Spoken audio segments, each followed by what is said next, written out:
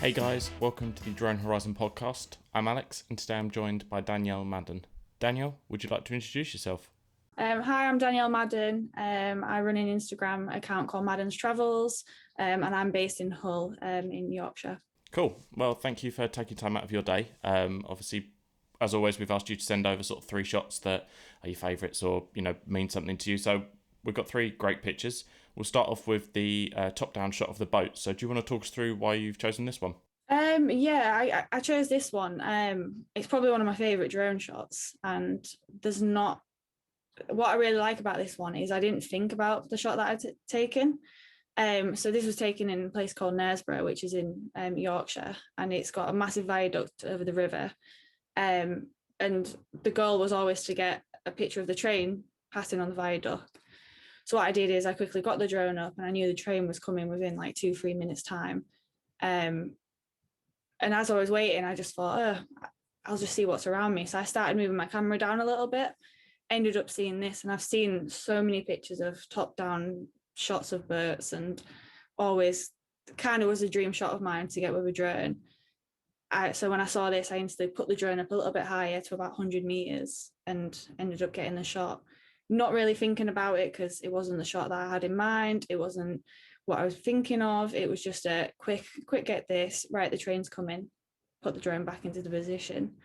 And then it happened about 2 weeks later where I was actually looking back on the pictures, and this ended up being one of my favourite shots that I got from the day. Yeah, I mean, that seems to be a reoccurring theme from sort of just chatting to people over the course of the podcast, that sometimes the shots that aren't sort of planned or aren't intentional end up being your favourites. And I think that sort of, I can't remember who it was, but someone said to me it's all about expectations. If you go there expecting to take a shot and it doesn't quite turn out how you expect it to, then obviously you're going to feel maybe a little bit sort of let down by that. But obviously by taking a shot that you're not expecting and it comes out better than you imagine, then obviously it's a bonus. Yeah, definitely. And I think that's key really, because I was expecting, I've seen all these shots of the viaduct and the train going. So in my mind, I had the shot that I wanted, and I ended up getting one of them. But the best bit is that this, I had no idea I was going to get it. I actually just took it because I was waiting for the train, and I just thought quickly take a few shots around the area.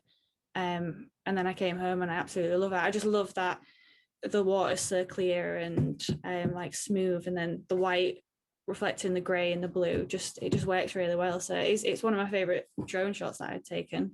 Yeah, I mean, I really like the sort of colours you've managed to get in this. It's sort of quite a dark and moody colour palette. Is that like a filter that you've just put over the top, or was that sort of something that you intentionally edited it looking like that? It was actually one of the presets that I've just been designing. So I just stuck it on that. But luckily, during that day, we had a really big storm in Yorkshire, and the sky was like black. It was awful. So luckily, the sky and the light kind of made it already like that. Um, but it is a filter, and it is a preset. But I kind of wanted it like that. I tried a few others, and I thought that the grey and the trees and then the boats and the water all worked together, due to like the dark moody feel with the photo. Yeah, definitely. And something else as well, all the seats in the boats seem to be different colours. I mean, I don't know whether that's intentional sort of on the boat owner's point of view, but it gives kind of like, obviously where it's quite a dark and moody colour anyway, it just sort of helps each boat stand out a little bit more. Yeah, definitely. I've not actually noticed that myself. So thanks for bringing that out. But yeah, all the boats in the area are named after someone famous in the area. So I do think all the seats, and they're all different colours. But just looking at it, yeah, it draws you to the boats, doesn't it? Due to the colours on the seats. Yeah, definitely. I mean, obviously, you mentioned about your sort of filters that you've been developing. When you sort of go through your editing, and obviously we'll come on to the other 2 pictures in a little bit, but do you sort of apply those filters to every picture, or is it just about sort of selecting the right picture for the right filter? Um, the right filter for the right picture. I don't always use the presets. I tend to just edit myself just straight from a picture, so just bypass the preset. Obviously, with this one, I did stick a preset on it because I thought it's not the picture I really wanted in the end. I'll just quickly see what it looks like edited, and then obviously it did work. So, and it works really well with the preset that I developed. Do you tend to use sort of, obviously I'm guessing you probably use Lightroom, do you use Photoshop in conjunction with that for sort of any touch-ups, or is it mainly just Lightroom that you use?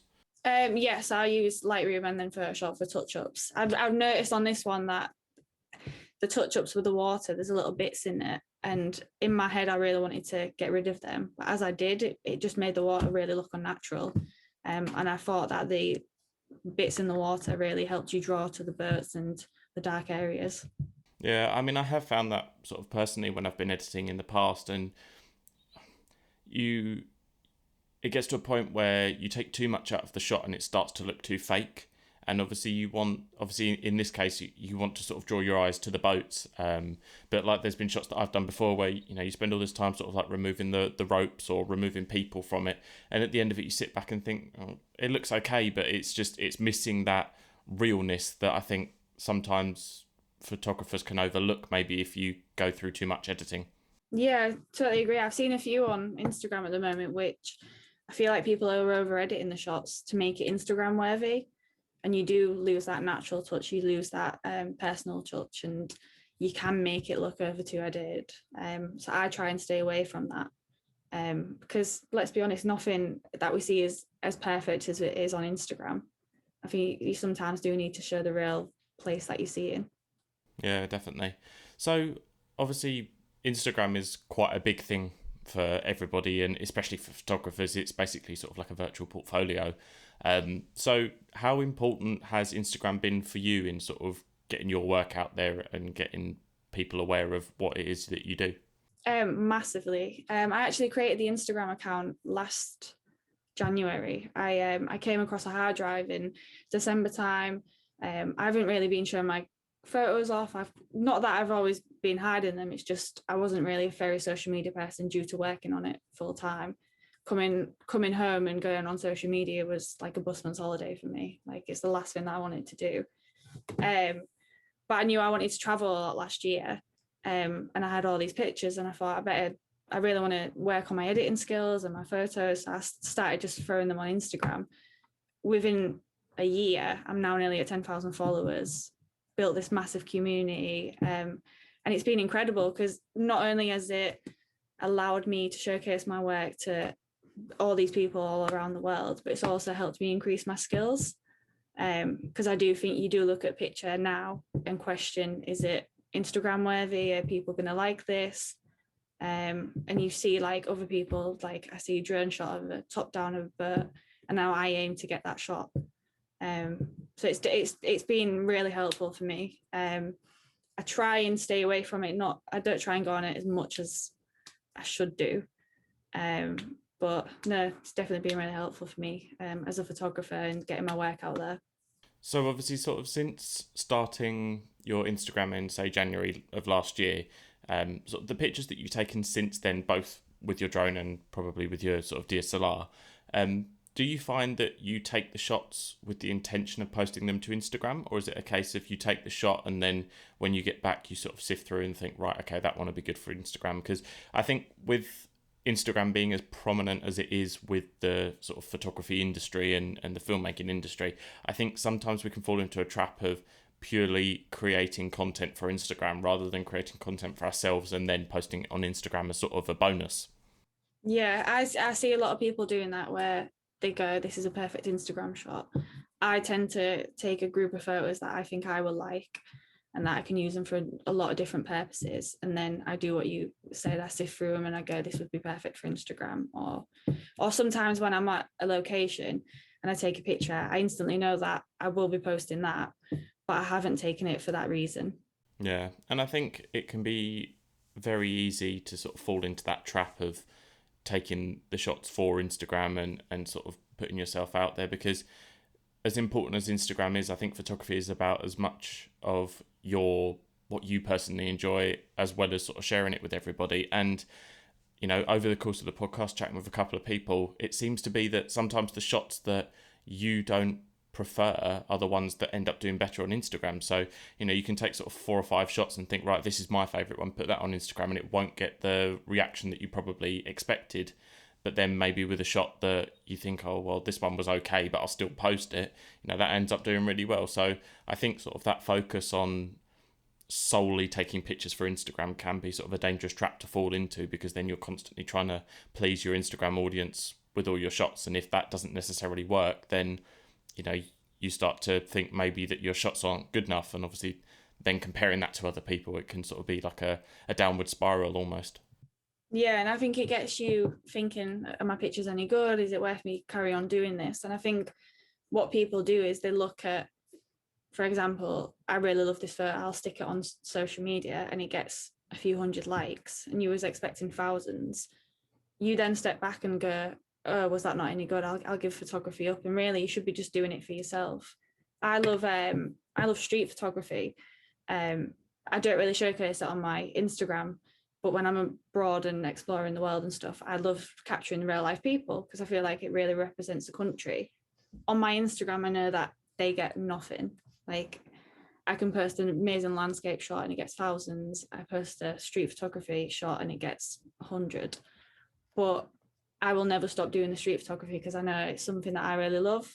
I love capturing a real life country and real life people. And yeah, I'll always be posting the pictures, even though they might not get the best reach, because I think it showcases me and my skills and what I love about photography, rather than doing it for likes or the growth and stuff.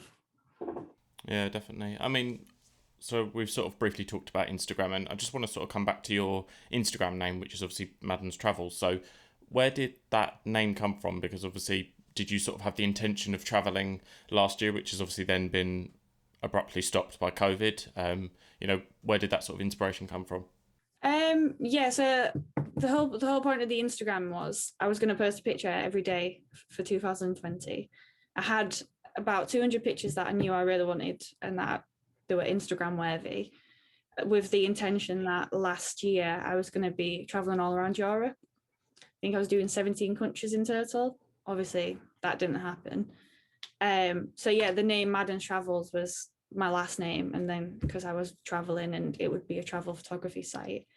I did start throwing a few gig photos on there last year and realised that the audience that I built up didn't want to see Stereophonics or Noel Gallagher on stage. They wanted to see a pretty landscape. So I definitely moved it away from that. But yeah, it was a travel Instagram and I wanted to keep it away from my real name. And I guess if you look at Madden's Travels, you kind of understand it's something to do with traveling.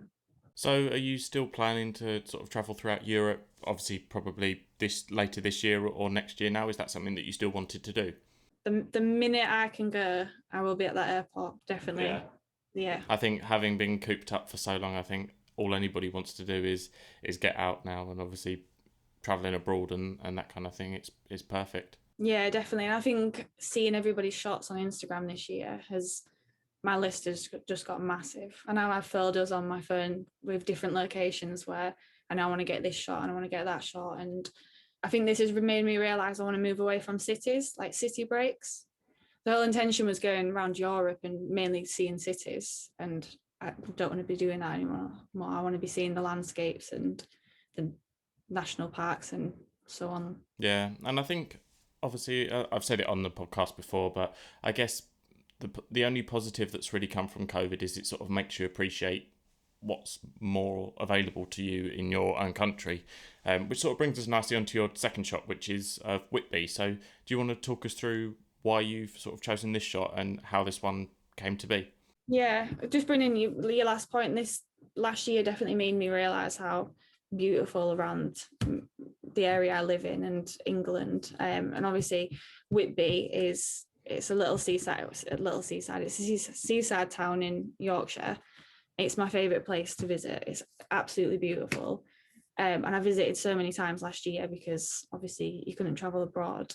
And I think last year has just made me realise how beautiful England is and how selfishly we think that we can travel all around the world and not really appreciate what's around us. And I think last year definitely did.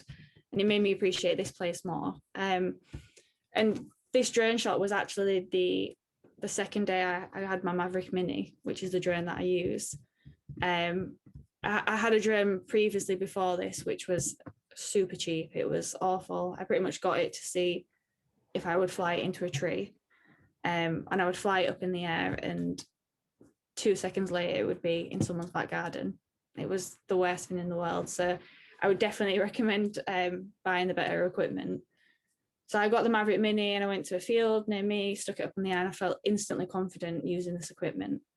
And then the next day I went to Whitby, and it was actually the day after the first lockdown is finished. So it was the day we could actually travel and go places. So it was packed. It was just amazing just being out. And I just felt this confidence that I could just throw my drone up and just get a shot. So where I'm stood here is, it's kind of like a park area where people sit and have a picnic, and we'll start having fish and chips. And I just felt this urge to stick my drone up in the air and get the shot, which is here. That's about 100 meters in the air. So that's like the second day using it. And I ended up just getting shots. I flew all down the river. I followed that boat. I actually flew across where you can see the castle in the top left corner. And I think the reason I use this one, it's probably not my greatest drone shot, but it's one that reminds me of where I started with drone photography, and the ability that a drone could show me what it could do. Because obviously I've been to Whitby all of my life and never have seen Whitby from that view before. And obviously I had this drone up in the air and I had it on my phone. So yeah, it just makes me love it, because it makes me realize that's how I started my drone photography. Yeah, and I think if you somewhere like Whitby where you've sort of been growing up and going there regularly, I think you almost take it for granted, and sort of when you obviously in this instance when the shot was taken that you were sort of allowed to go out and you put the drone up in the air, it's got that sort of happy memory associated with it, and almost the freedom of being able to get out and the freedom of sort of being able to fly around and take the shots. And I know what you mean about sort of choosing the right equipment for the job, because I think sometimes it can be tempting to go for sort of that cheaper equipment, which ultimately will end up in you having a bad first experience with a drone. But obviously the stuff like the DJI stuff is fantastic in stability and reliability, and obviously it means that you can be that little bit more confident with flying around and getting the shots that it is that you want. Yeah, definitely. I think with I always wanted to get into drone photography, but I didn't realize how much I would love it. So obviously when you're looking at drone photography and you see a price tag of £500 to £1,000, you're thinking, do I really want to invest that money and lose it instantly? You hear horror stories, don't you? And the previous drone that I had, I wouldn't fly it near houses. I wouldn't fly it near a single person, because it was just awful. It had a world of its own. Like you would fly it left and it would go straight forward into a tree. So then when I got the DJI, I knew that I was going to Whitby the next day, and I thought, I won't have the confidence. I won't be sticking it up in the air. Like, it'll be a busy place. It's an area that I don't really know. I don't know how to land it properly. And then all of a sudden, with new equipment, I had this confidence, and yeah, absolutely. I just loved flying it around it. And I had people coming to me saying, "Oh, what are you flying? Can we have a look?" And it just made me fall in love with drone photography. And that's why I love the picture so much, because it is a happy memory. Yeah, and I think to sort of fly in sort of built up places, and especially over water, you have to have that confidence. And I mean, obviously, with your third shot, which is the Peak District shot, I mean, that's again a fantastic shot, and you've got, you're flying, looks like you're just sort of flying over the water. So do you want to talk us through sort of what memories come with that one, or why you chose that one? Yeah, again, another lockdown. This was a day before the November lockdown. So I think we all knew we were going to be trapped up for 4 or 5 months. So when we got the news, I decided that I wanted to go to the Peak District. The dream was always to get some really good autumn colours and shots, and I was seeing Lady Bower in the Peak District and how amazing the trees looked and the colours. So I ended up just driving. I think it was the Wednesday, and we went on lockdown on the Thursday. And I couldn't have dreamed of better conditions during that day. The sky was perfect. There was no wind. It felt like a really nice hot summer's day. And then this actually shot was me driving, and then seeing a little cut through that I could get in and just throw my drone up in the air. So I've not actually seen pictures like this, because I don't know if legally you was allowed to stop here. So I pretty much just got out of the car, threw my drone up, and then flew across the river and down the river. But what I love about this picture is just the water, the trees, and then the light in the right-hand corner that's coming from the trees. That was just all natural. Yeah, and I think you've managed to capture such a variety of colours in the trees, especially. I mean, obviously, in sort of the bottom right, you've got sort of the browns and the oranges, and then on the other side of the river, you've got almost like whites, yellows, light green, dark green, and then a little bit of red, sort of, and then really, really dark green in the background. And obviously, you still managed to capture that little bridge right in the distance as well. So it's got like a nice leading line that sort of takes your eye up sort of through the photo, which is really nice. Yeah, and that's what I wanted to draw, because obviously the bridge is quite a famous bridge in the Peak District. So I wanted people to be drawn to that, and I do think that you bounce from colour to colour in the shot, and then you see the light, and then your eyes are instantly drawn to the bridge, and that's what I definitely wanted from this shot. This was one of the shots that I actually most of my drone shots, I plan a few of them, but I'd say normally they're just winning it and just seeing what happens during the day.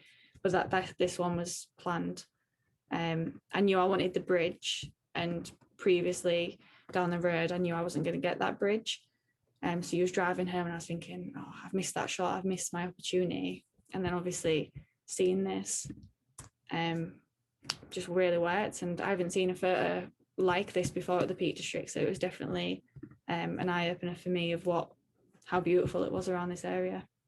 Yeah, and I think drone photography especially is very much you have to have the right opportunity.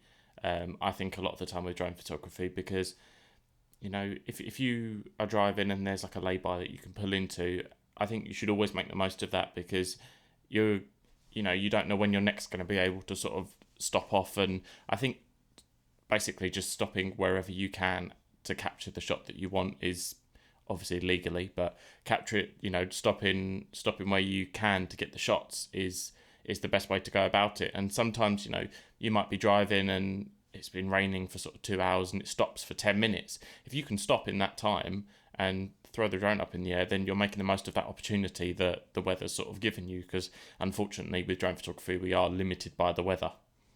Yeah, definitely. And I do think that like you said, you should stop where you can, because how many people drive by and miss that opportunity, and you could get that 100% amazing opportunity that others have missed. So yeah, I do think you should stop. We went to the Lake District in September and the weather was awful. Like, it was absolutely terrible. And we kept getting little windows of the clouds coming down and a little bit of the sun coming out. And it must have taken us an hour drive, about 4 hours, because I just kept stopping every single 10 minutes in a lay-by, snapping a shot, just because I knew I only had this certain window to get my drone up in the air and my camera out without damaging it. So I do think you need to use the opportunity that you've got, and it could be the best picture of your life, or it could be in the bin straight away. You just never know with a drone shot. You just got to take that chance, really. Yeah. So obviously we've sort of talked about that you have a background in both sort of DSLR and traditional photography as well as drone photography.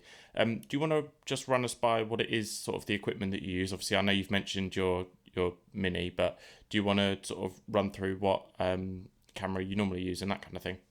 Yes, I use an Sony A7 II, and I use the 24 to 70 millimeter lens. I am in the process of buying a few other lenses. At the moment, they seem to all be in Europe, so it's really difficult getting them over here without paying ridiculously fees. So I'm kind of waiting for them to sort that out. So I've really just been using that. I ended up getting that about 2-3 months ago. So I've not really been many places with it due to the lockdown. Before that, I was a Canon user. So I am just baby steps in this Sony world. It was a big move for me to move to Sony from Canon. But yeah, I use the Maverick Mini, but I will definitely be upgrading that in the future. I got the Mini obviously due to the licenses, and not really needing it and being able to fly it pretty much everywhere. But due to be feeling quite confident with it and loving drone photography, I can see myself upgrading it to a bigger version of probably the Pro or something. I'm not sure what's the newest one out at the moment. Yeah.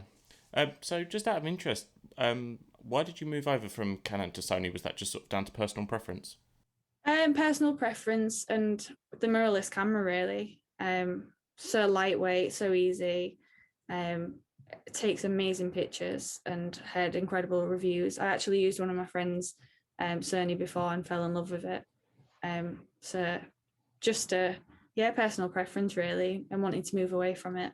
I only hear amazing things about Sony. Um, so it was a big move, but incredible if you want to go traveling as well because they're so lightweight. Yeah, I think the Sony Alpha stuff that's out at the minute is probably some of the most popular cameras that I've sort of had people talk about on the podcast. I mean, it seems to be a reoccurring theme that everybody's just got an A7R3 or an A7 III, A7 II. So I think obviously they're popular for a reason, and they do capture some incredible shots. And I know what you mean as well about the sort of wanting to upgrade from the Mini, that, you know, once you get a taste of what a drone is capable of, you just want the next one and the next one and the next one. And I think, unfortunately, it's an addiction. And I think that the only sort of limiting factor is the amount of money in the bank account. You know, I think you could probably just keep spending and keep spending. I mean, do you use any sort of filters or other accessories for your Mini to sort of get the best out of the photos, or do you use it sort of just sort of straight out of the box? Yeah, I've got a few filters. I've got a polarizing filter, but I have just pretty much been using it out of the box. I think with Lightroom and Photoshop, you can always get that look what you're looking for, with just a little bit of editing, not too much editing.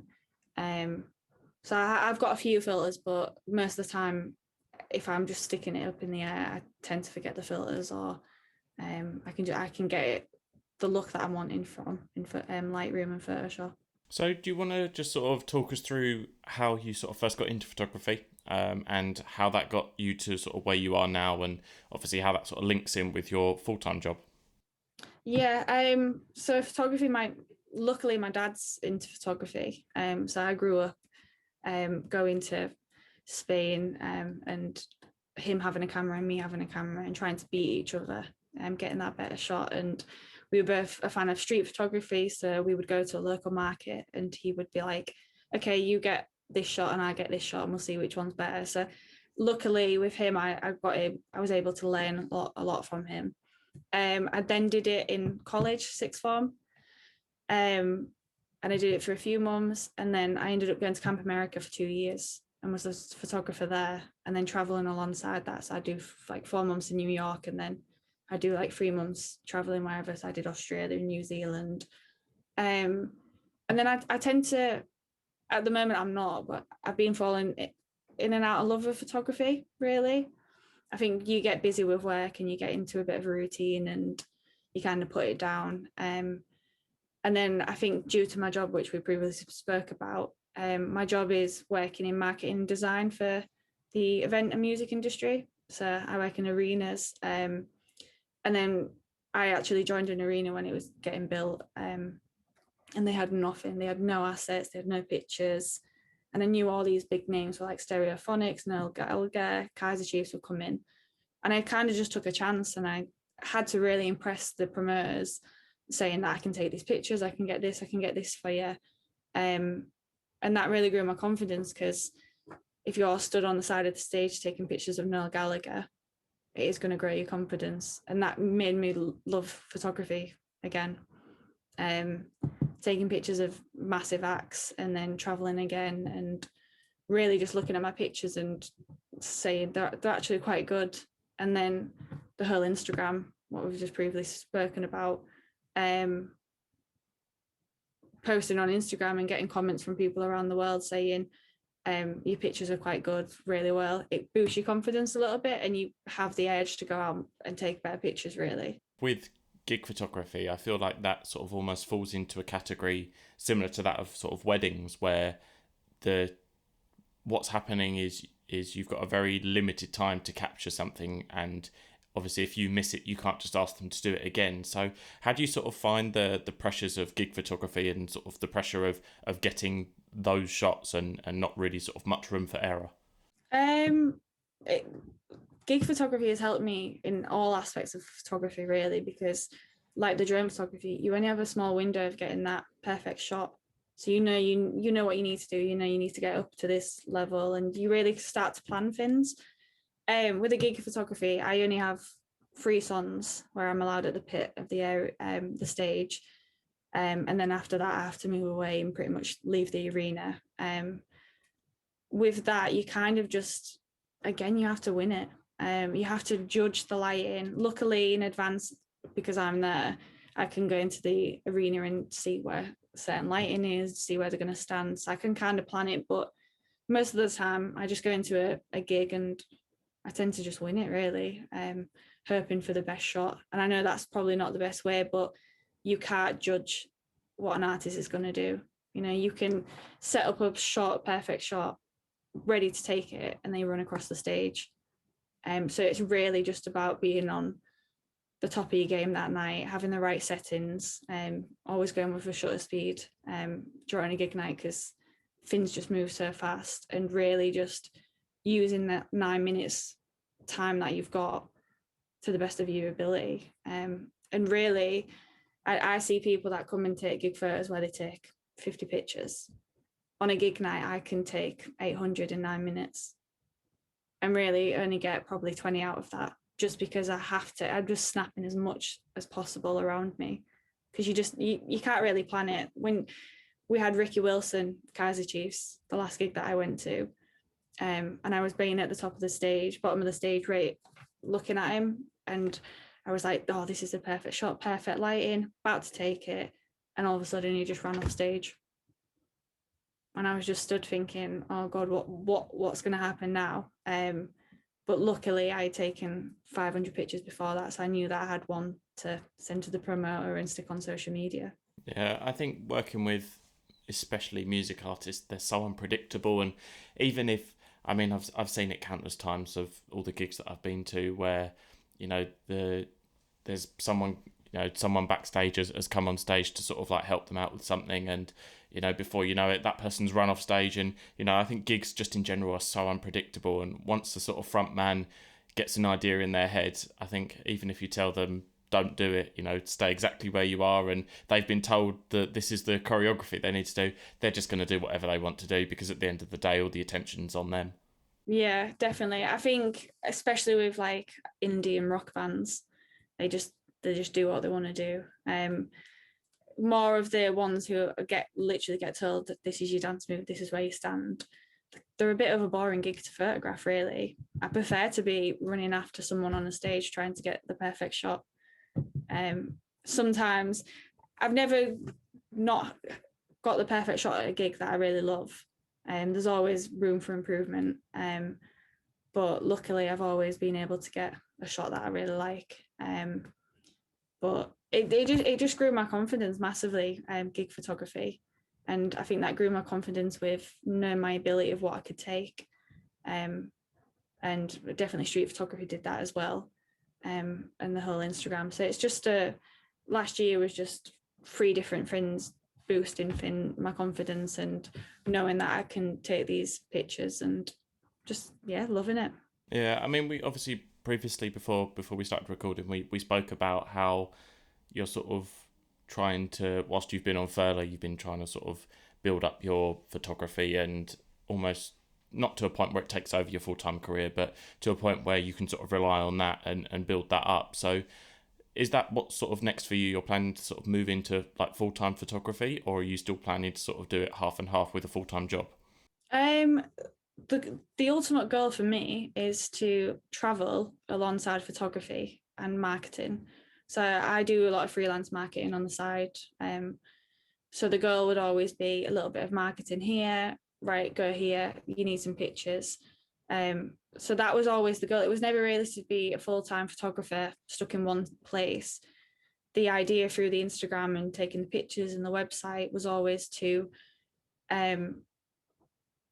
get enough following, get enough confidence, start working with brands, start working with travel companies, where if I did want to go to, say, Budapest, I could say, okay, I'm going to come to Budapest, I'll do this, this, and this for you. So pretty much just funding my travels. That was the whole outcome of this, to try and travel as much as possible, really. Yeah, and obviously, I think with Instagram sort of raising your awareness of sort of who you are and what you do is so much better now, because you can find so many different profiles on Instagram, and sort of through the use of hashtags and obviously sort of keeping that regular posting, you can obviously gain quite a following, as we've discussed. So sort of, I mean, what would you put your, not Instagram success, but sort of how would you describe the way that you got to where you are with your sort of the amount of followers that you've got and the engagement that you get? Is that purely a result of just sort of like persistent posting, or is there sort of any tips that you can offer for people that are maybe trying to grow their Instagram? Posting as much as possible. I see a lot of people post for a month, 2 months, and then go off the radar for 3 months, and people don't like that. They need to see as much as possible. Maybe not every single day. I think that was a bit too extreme for me. I got a bit sick of it towards the end, but every 2-3 days, make sure you post, and then engaging. It's a networking platform. That's what Instagram is. I try and engage with 90 accounts a day. Accounts that don't follow me, accounts that I know follow others that I really like, and just try and build this network up. And that goes down to the growth and the success that I've had with it. It's just engaging, building a little network, and just giving love to other people's photos as well, because that's really what it is. It's just a networking platform. So just working hard on it, engaging. I always say this to people, that if you post on 20 people's pictures at every few hours saying amazing picture, I love this, have you got any tips on this, really just networking with them. And they always say to me, I don't have enough time for that. And if you actually step back and realize how much time you spend scrolling on TikTok or a random celebrity's Instagram, really you should be taking the time to use it for your own network and your own platform. So really just taking the time each day and working on your network and your platform. Yeah, and is there sort of any other sort of, just finishing off, any other tips that you could offer for people sort of more catered to sort of drone photography? Um, just go for it. My biggest tip is just, if you think it's going to be a good photo, stick it up in the air and take as many shots as you can from a different perspective. Don't overthink it. I think drone photographers sometimes overthink the shot too much when they're doing a top down, or they're in a landscape and the light's not perfect. It really, just don't overthink it. Just enjoy it, which is the main thing. And just try and get a good shot, which most of the time when you don't think you're going to get a good shot is when you get the best shot of your life. Yeah, definitely. Well, thank you very much for taking time out of your morning to chat with us today. Do you want to just remind everybody how they can find you on Instagram, and if you've got a website or anything like that? Yep. So Instagram is Madden's Travels, and then my website is www.maddentravels.com. Perfect. Well, as I say, thank you very much for coming along. And yeah, I hope things work out with your work in the future. Thank you. Thank you. Thank you.